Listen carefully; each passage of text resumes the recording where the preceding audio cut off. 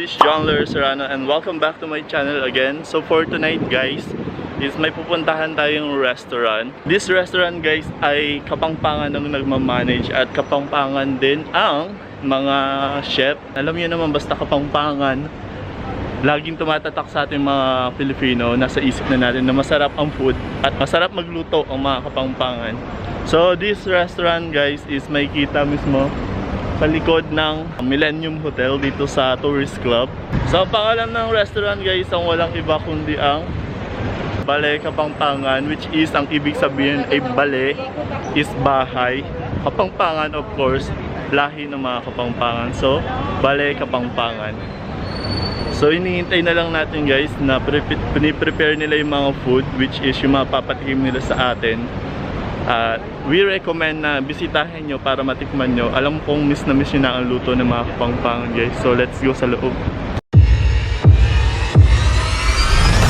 So sa loob guys, meron silang 12 capacity na upuan. And dito sa labas, meron silang outdoor which is 2, 4, 6, 8, 10, 12 to 15 seats capacity din.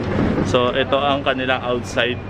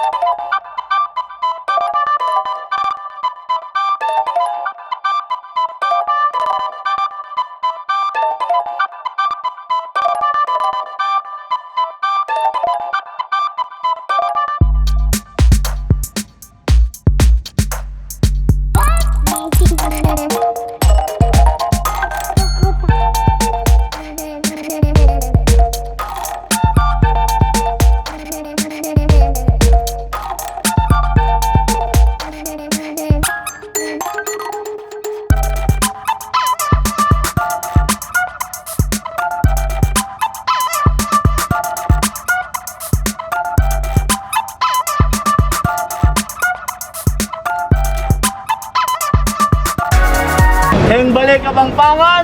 Manyaman!